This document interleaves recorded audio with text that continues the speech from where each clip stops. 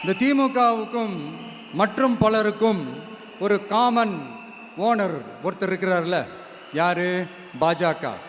அதில் ஒரு பாஜக மந்திரி ஒருத்தர் சொல்கிறாரு, விஜய் என்னப்பா, விஜய் நடிங்க, விஜய் நடிங்க, விஜய் நடிங்க, விஜய் நடிங்க.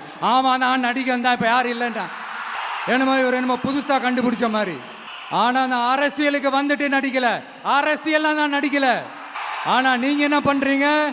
அரசியலில் இருந்துக்கிட்டே நாடகம் மேலே நாடகம் போடுறீங்களே, அப்போ உங்கள் எல்லாரையும் நாடக நடிகர்கள்னு சொல்லாமா? ஒன்றிய அரசோட பவரை கையில் வச்சுக்கிட்டு திமுகவோட ஒரு நாடகம், மற்றும் பலரோட ஒரு நாடகம், அப்போ உங்கள் எல்லாரையும் ஒரு டேஞ்சரான நாடக கம்பெனின்னு சொல்லாமா? இந்த பாஜகவோட சரண்டராகி இருக்கிறதோட மட்டும் இல்லாமல் இந்த ஊழல்லையே ஊறி போய் இருக்கிற இந்த 2 பேரும் நமக்கு வேணாமுங்க.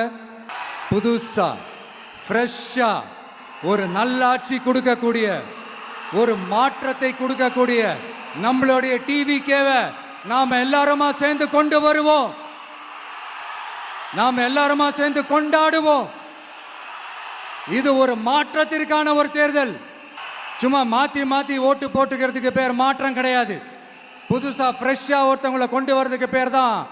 போகி பண்டிகை அன்னைக்கு வீட்டில் இருக்கிற வீணா போனதையெல்லாம் தூக்கி வீசி எறிவோம், தெரியுமா? அந்த மாதிரி இந்த தேர்தலில் 75 வருஷ பவள விழா பாப்பாவையும் 55 வருஷ பல்லாங்குழி பாப்பாவையும் தூக்கி வீசி எறிவோமா?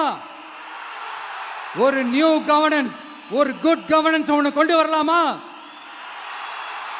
நீங்க இந்த திமுகவுக்கு ஓட்டு போடுறது, மற்றும் பலருக்கு ஓட்டு போடுறது, பாஜகவுக்கு ஓட்டு போடுறது, யாருக்கு ஓட்டு போட்டாலும் சுத்தி நீங்க பாஜகவுக்கு ஓட்டு போடுற மாதிரி தான். ஒட்டுமொத்த தமிழ்நாட்டு மக்களுக்கும் எதிரான ஓட்டு. நீங்க ஒன்று கவனிச்சிங்களா?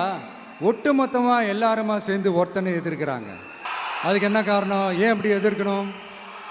இப்போ அவங்கவுங்க ஒரு தனித்தனி கூட்டணியில் இருந்தாங்கன்னா அவங்களுக்கு ஆப்போசிட்டில் இருக்கிறவங்கள எதிர்ப்பாங்க. ஆனால் ஒட்டு மொத்தமாக எல்லாருமா சேர்ந்து ஒருத்தனை எதிர்க்கிறாங்க. அதுக்கு என்ன காரணம்? ஒட்டு மொத்தமாக எல்லாருமா சேர்ந்து ஒரே கூட்டணியில் இருக்கிறாங்க.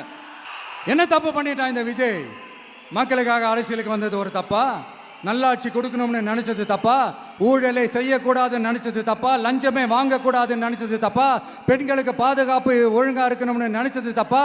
போதைப் பொருள் கலாச்சாரத்தை ஒழிக்கணும்னு நினைச்சது தப்பா? சட்டம் ஒழுங்கை சரி செய்யணும்னு நினைச்சது தப்பா? விவசாயிகள் நல்லா இருக்கணும், மீனவர்கள் நல்லா இருக்கணும், உழைக்கிற மக்கள் எல்லாரும் நல்லா இருக்கணும்னு நினைச்சது தப்பா? ஆனா மக்களே, நல்லா இருப்போம், எல்லாரும் நல்லா இருப்போம்.